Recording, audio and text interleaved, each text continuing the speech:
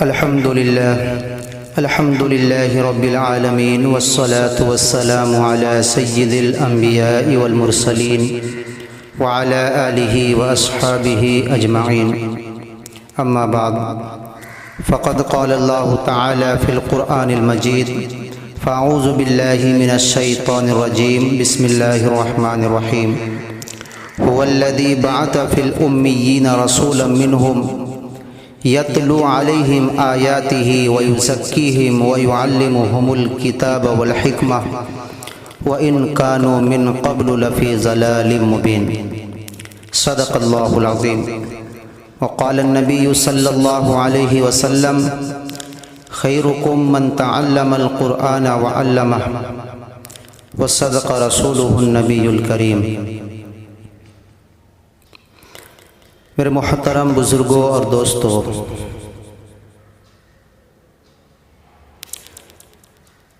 ربیع الاول کا مبارک مہینہ چل رہا ہے،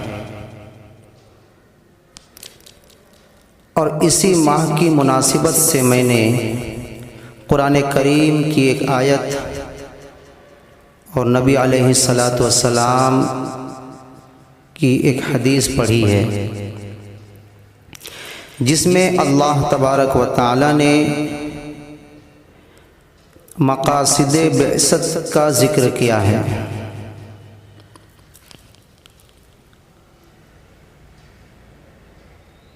آیت کا ترجمہ ہے، وہی ہے جس نے امی لوگوں میں انہی میں سے ایک رسول کو بھیجا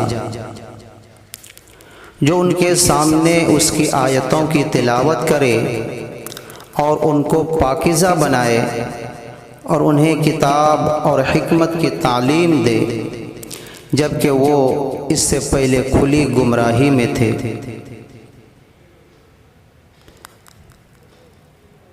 اور حدیث کا ترجمہ ہے، تم میں بہتر شخص وہ ہے جو قرآن کو پڑھے اور پڑھائے۔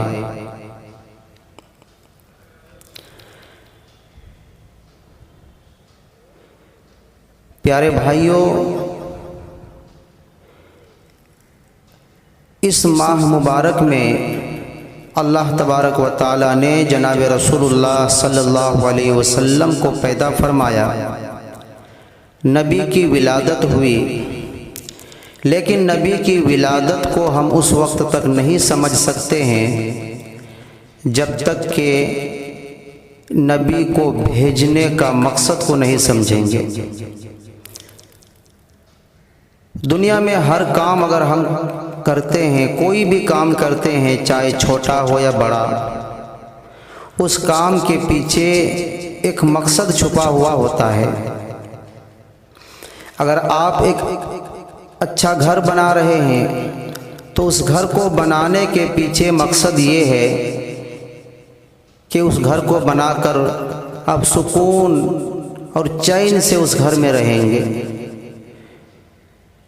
ہر کام کے پیچھے ایک مقصد ہوتا ہے۔ تو جب اللہ تبارک و تعالی نے جناب رسول اللہ صلی اللہ علیہ وسلم کو دنیا میں بھیجا تو بھیجنے کا بھی کچھ مقصد ہوگا، بغیر مقصد کے نہیں بھیج سکتے۔ تو مقصد کیا ہے؟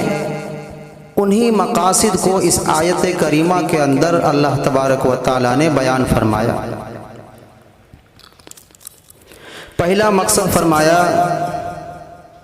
یتلو علیہم آیاتہ۔ نبی کو بھیجنے کا مقصد یہ ہے کہ وہ قرآن کی تلاوت کرے، یعنی امت کو، قوم کو، لوگوں کو قرآن کی تلاوت پڑھ کر کے ان کو سنانا، کیونکہ قرآن کی تلاوت میں اللہ تبارک و تعالی نے وہ تاثیر اور وہ پاور رکھا ہے کہ جس نے اس قرآن کو سنا وہ بے ساختہ کہنے پر مجبور ہو گئے کہ یہ قرآن، یہ کلام کسی انسان کا نہیں ہو سکتا۔ قرآن سے چاہے اس قوم کو جتنی بھی دشمنی ہو، قرآن کو وہ مٹانے کے لیے لاکھ کوشش کر رہا ہو، لیکن تاریخ گواہ ہے کہ جو قرآن کو مٹانے کی کوشش کر رہا تھا، جو قرآن کو ختم کرنے کی کوشش کر رہا تھا، جو قرآن کے مقابلے میں دوسرا قرآن پیش کر رہا تھا، وہ بھی چھپ چھپ کر رات کے اندھیرے میں قرآن کو سنا کرتا تھا، کیونکہ قرآن یہ ایک معجزہ ہے، اور کیوں نہ ہو، یہ کلام اللہ ہے، یہ کلام الہی ہے، تو اس میں ایک طاقت، ایک پاور، اور اس کے اندر ایک مٹھاس ہونا یہ لازمی چیز ہے۔ تو پہلا مقصد اللہ تبارک و تعالیٰ نے نبی کو بھیجنے کا یہ بتایا کہ وہ لوگوں کو قرآن کی تلاوت پڑھ کر کے سنائیں، اور دوسرا مقصد وَيُزَكِّيهِمْ، کہ وہ لوگوں کے نفس کا تزکیہ کرے، نفس کا تزکیہ، کیونکہ انسان ظاہری طور پر کتنا ہی خوبصورت ہو، اس کے بدن پر کتنا مہنگا کپڑا کیوں نہ ہو، لیکن ظاہری یہ چیز ہے، جب تک وہ باطن کو پاک نہیں کرے گا، جب تک ان کے نفوس صاف اور ستھرا نہیں ہوگا، اس وقت تک وہ کوئی بھی اعمال اخلاص کے ساتھ، للہیت کے ساتھ نہیں کر سکتے۔ تو اللہ تبارک و تعالیٰ نے نبی کو بھیجنے کا دوسرا مقصد یہ بتایا کہ وہ لوگوں کے نفوس کی تزکیہ کریں گے، دل کو پاک کریں گے، اور تاریخ گواہ ہے، ہم اور آپ اچھی طرح سے جانتے ہیں کہ ہمارے نبی صلی اللہ علیہ وسلم نے مکہ کی سرزمین پر جس وقت تشریف لائے، جس وقت نبی کی ولادت ہوئی، اس وقت مکہ اور مکہ کے رہنے والے لوگوں کی کیا حالت تھی، وہ کیسے زندگی گزار رہے تھے۔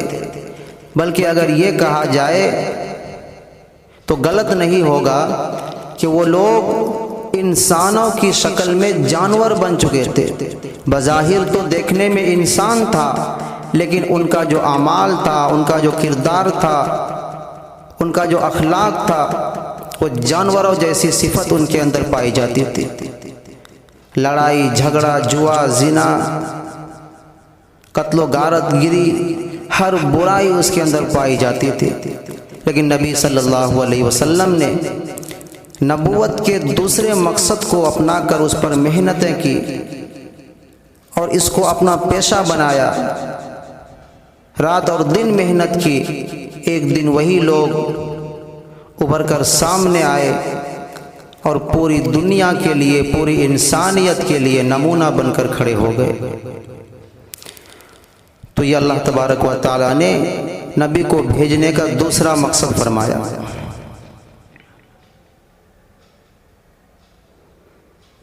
اور تیسرا مقصد بتایا وَيُعَلِّمُهُمُ الْكِتَابَ، کہ اس کو کتاب کا علم سکھانا۔ اللہ تبارک و تعالیٰ نے نبی صلی اللہ علیہ وسلم کو جس سرزمین پر بھیجا اور نبی کو جس زبان میں کتاب عطا کی گئی، قرآن عطا کیا گیا، تو یہ قرآن عربی زبان میں دی گئی، اور وہ لوگ بھی عربی بولتے تھے۔ لیکن اس کے باوجود اللہ تبارک و تعالیٰ نے نبی کو بھیجنے کا تیسرا مقصد یہ بتایا کہ وہ ان لوگوں کو کتاب کا علم سکھائے۔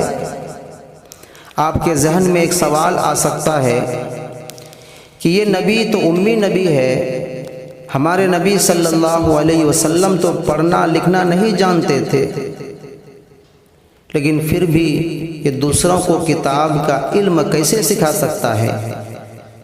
تو اس کا جواب علماء کرام نے، مفسرین اعظام نے لکھا ہے کہ اللہ تبارک و تعالیٰ نے نبی کو امی بنانے کا یہ مطلب ہے کہ اللہ نے نبی کا استاذ دنیا میں کسی کو نہیں بنایا۔ دنیا میں پڑھنے کے جو ذریعے ہوتے ہیں، جو ذرائع ہوتے ہیں، جو اسباب ہوتے ہیں، ان اسباب کو اختیار نہیں کیا، بلکہ ڈائریکٹ اللہ تبارک و تعالیٰ نے اپنے نبی صلی اللہ علیہ وسلم کو جبرائیل علیہ السلام کے ذریعے سے تعلیم دی،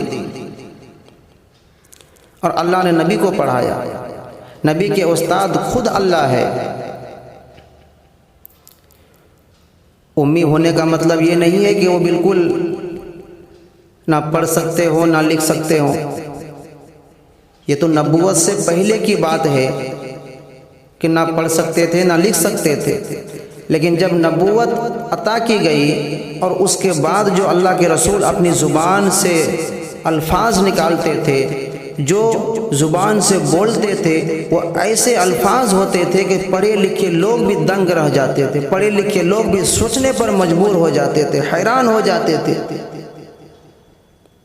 تو اس سے یہ پتہ چلتا ہے کہ اللہ نبی کو خود پڑھاتے تھے،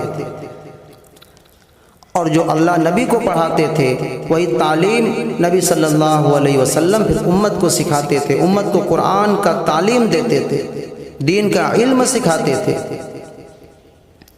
تو یہ قرآن کی تعلیم اللہ تبارک و تعالیٰ نے نبی کو بھیجنے کا تیسرا مقصد بنایا،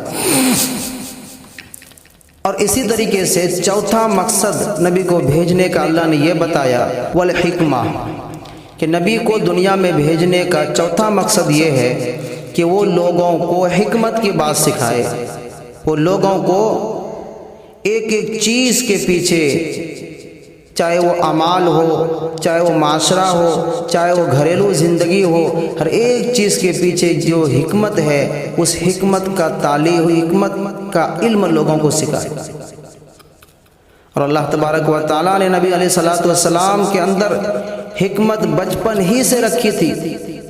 تاریخ گواہ ہے جب مکہ کے اندر حجر اسود رکھنے کی بات آئی تو اس وقت مکہ کے لوگ اور جو وہاں پر بڑے بڑے قبیلہ آباد تھے ان کے اندر لڑائی اور فساد ہو گیا۔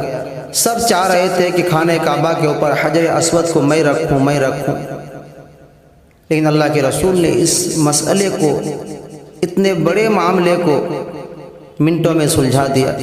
صورت یہ نکالی کہ حجر اسود کو ایک چادر پر رکھا جائے اور چادر کو چاروں طرف سے سب لوگ پکڑیں اور اس کو اٹھا کر خانہ کعبہ کے قریب لایا جائے، اور ایسا ہی ہوا۔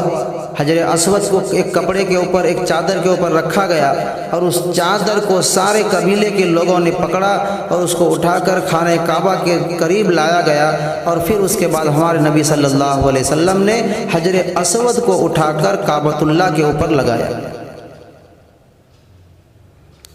تو دیکھیے کیسی حکمت ہے۔ اگر یہ حکمت نہ ہوتی، اگر یہ حکمت وہاں پر عمل میں نہ لایا جاتا تو قریب تھا کہ ان قبیلوں کے بیچ میں خون ریزی ہو جاتا، قتل و غارت گری پیش آ جاتا، لیکن اللہ تبارک و تعالیٰ نے نبی کو حکمت کا تعلیم بچپن ہی سے سکھایا تھا، اور باضابطہ اس حکمت کو نبوت کا ایک مقصد بنایا۔ اور اللہ کے رسول جناب رسول اللہ صلی اللہ علیہ وسلم نے اپنی پوری زندگی میں ان چار مقاصد کو سامنے رکھ کر عمل کیا، اور لوگوں کو اس کی طرف بلایا اور لوگوں کو ان کی طرف مائل کیا، اور پھر وہ انقلاب برپا ہوا۔ مکہ اور اہل عرب دنیا والوں کے سامنے وہ نمونہ بن کر آئے کہ آج وہ خود اپنی مثال آپ ہے۔ آج اس کی نظیر دنیا میں نہیں ملتی ہے۔ آج ان کا مثال نہیں ملتا ہے۔